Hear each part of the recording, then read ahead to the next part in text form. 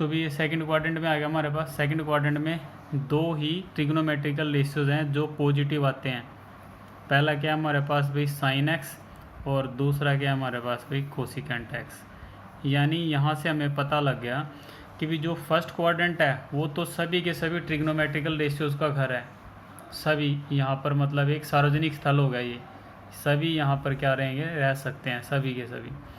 लेकिन जब बात सेकंड क्वाड्रेंट की आई तो सेकंड क्वाड्रेंट से हमें पता लगता है कि भी ये किसका घर है, साइन का और कोसिकेंट का। यानी यहाँ पर कौन रह सकते हैं, किन को रहने की परमिशन है, साइन और कोसिकेंट को, साइन और कोसिकेंट को। बाकी सभी का यहाँ पर कोई मतलब नहीं है, ठीक है।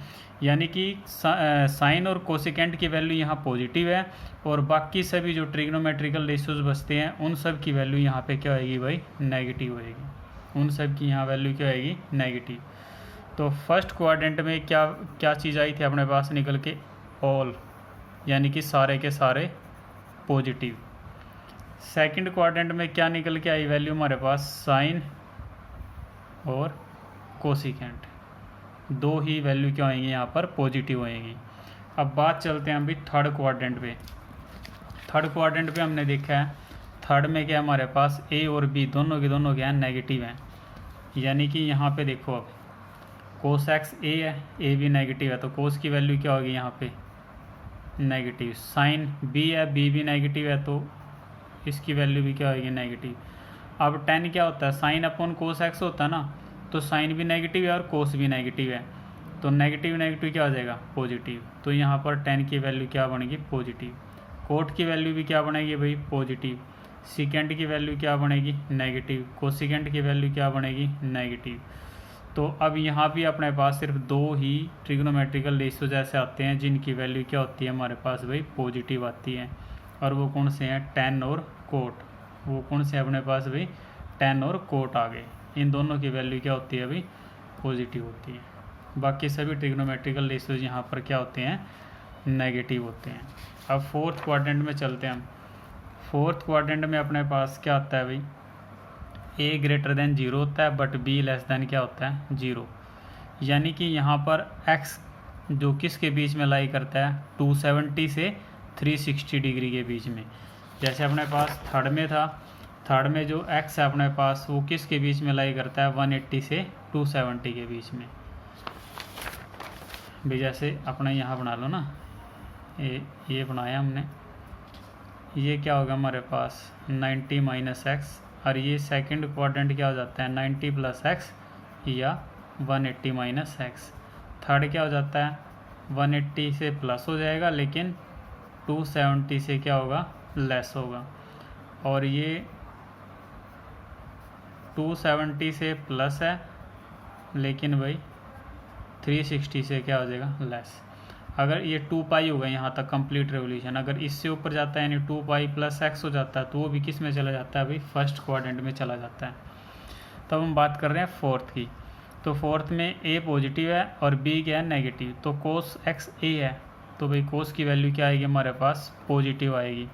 साइन बी है, तो बी की वैल्यू क्या है, नेगेटिव। टेन क्या होता है, साइन अपॉन कोस, तो ये भी क्या रहेगा, नेगेटिव। कोट भी क्या रहेगा यहाँ पर भाई, नेगेटिव। सीकेंट एक्स 1 अपॉन कोस होता है, यानी 1 अपॉन ए आ गया, और ए क्या है यहाँ पर, पॉजिटिव है, तो 1 अपॉन ए भी क्या होगा, पॉजिटिव होएगा। कोसिकेंट बी है, 1 अपॉन बी है, तो बी नेगेटिव है, तो ये भी क्या आएगा हमारे पास, नेगेटिव। तो यहाँ भी दो ट्रिग्नोमेट्रिकल रेशियोज आए हमारे पास, कोस और क्या है हमारे पास भाई, सीकेंट। ये दोनों क्या हैं, पॉजिटिव, बाकी सब क्या हमारे पास भाई, नेगेटिव है। तो इसमें क्या बनता है, कोस और सीकेंट बनता है। अब यहाँ से इसको याद रखने का एक आसान सा तरीका बनाते हैं। जैसे पहला क्वाड्रेंट आया था, उसमें क्या आया था हमारे पास, ऑल, सारे के सारे पॉजिटिव। दूसरे क्वाड्रेंट में क्या आया था हमारे पास भाई, साइन, और क्या था हमारे पास भाई, कोसिकेंट। ये दोनों आए थे। थर्ड में क्या आया था हमारे पास भाई, टेन और कोट।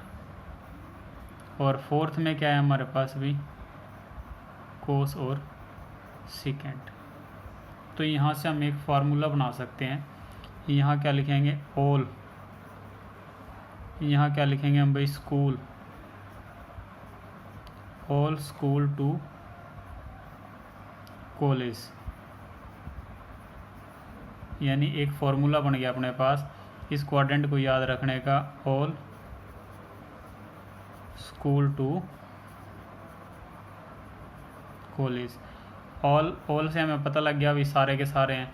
स्कूल का हमें क्या उठाना है, एस से क्या बनता है भाई, साइन और कोसिकेंट, साइन और कोसिकेंट। एस क्या होगा हमारे पास, साइन, और सी आ गया इसमें भाई, सी का मतलब क्या हो गया, कोसिकेंट।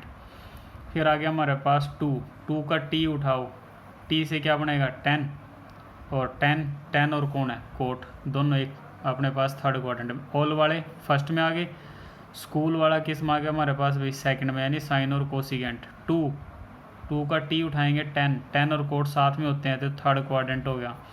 फिर कॉलेज का सी उठाओ, सी का मतलब क्या हो गया, कोस, और क्या आ गया हमारे पास भाई, सीकेंट आ गया, कोस और सीकेंट। तो ये कौन से क्वाड्रेंट में हो गया, फोर्थ में। तो इसको याद करने का आसान तरीका है क्वाड्रेंट सिस्टम को, ऑल स्कूल टू कॉलेज। ठीक है भाई। फर्स्ट क्वाड्रेंट में अपने पास कहाँ तक देखना बना भाई, 90 - x। फिर अपने पास सेकंड क्वाड्रेंट में क्या जाता है, 90 + x या 180 - x। थर्ड में 180 + x या वही 270 - x। फिर उसके बाद फोर्थ में ये 270 से अब हो जाता है, लेकिन 360 से क्या रहेगा, लेस रहेगा, 360 - x आए, और 360 + x आए तो भी कहाँ चला जाता है भाई, फर्स्ट क्वाड्रेंट में चला जाता है। तो ये क्वाड्रेंट सिस्टम है, ये बड़े ही ध्यान से करना है, the most important topic in this chapter. अब आता है हमारे पास भाई domain and range of trigonometrical functions. ये डोमेन और रेंज आप अपना हम सेकंड चैप्टर में रियल और अपने पास क्या था वो रिलेशन और फंक्शन वाला उसमें भी कर चुके हैं। डोमेन क्या होता है, जहाँ से हम वैल्यू चूज़ करते हैं, और रेंज क्या होती है, जहाँ पर हमें वैल्यू जाके मिलती है। तो इसमें क्या है अभी इन आवर डिस्कशन, अपने डिस्कशन में हमने अब तक जो भी किया है सारा किस पे बेस्ड था, यूनिट सर्कल पर बेस्ड था। यूनिट सर्कल पर जैसे जैसे आप सर्कल, ये देखो जैसे जैसे आप सर्कल पर मूव करोगे, हम मूव करते हैं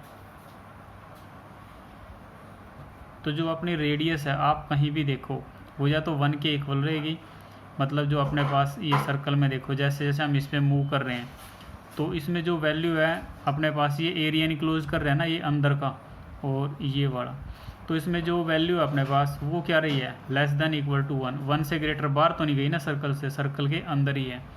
तो अपने पास जो ए है, A is less than equal to क्या आएगा हमारे पास भी 1 न्यूमेरिकली। भाई हम यहाँ पर ये मान लो हमने ये पॉइंट एम लिया था, ये पॉइंट पी लिया था, इसको हम क्या ले रहे थे ए, इसको क्या ले रहे थे बी। तो जैसे अपने पास जीरो एंगल लिया तो अपना ये जीरो कहाँ तक आ गया था, इस पॉइंट ए पर आ गया था। जीरो एंगल लेते ही तो यहाँ पे वैल्यू कितनी बन गई थी 1, ए की वैल्यू क्या आ गई थी 1, या फिर ए की वैल्यू क्या रही है 1 से लेस रही है। तो न्यूमेरिकली हम क्या कह सकते हैं, A is less than equal to 1, यानी कि mod of A less than equal to 1, जिसका मतलब क्या होता है कि अपने पास जो ए है वो greater than equal to -1 but less than equal to क्या हो गया 1, यानी ए की जो वैल्यू है हमारे पास वो किसके बीच में रहनी है, -1 to 1 के बीच में। और ए अपने पास क्या होता है भाई, कोस एक्स होता है, ए की वैल्यू क्या होती है कोस एक्स, तो यहाँ पे हम कोस एक्स रख सकते हैं। अब कोस का हम डोमेन तो कुछ भी ले सकते हैं, यहाँ से वैल्यू एक्स की कुछ भी वैल्यू, कोई भी रियल नंबर हम यहाँ पर रख सकते हैं, लेकिन जो रेंज आनी है हमने वो वैल्यू निकालनी नहीं थी इसका सर्कल का ही यूज़ करके, यूनिट सर्कल का, कि भाई कोस जीरो लिया था तो कितने आई थी वैल्यू 1, साइन जीरो पे कितने आई थी 0, फिर उसके बाद हमने क्या लिया था भाई कोस 90 पे 0 हो गई थी, साइन 90 पे कितनी हो गई थी 1 हो गई थी।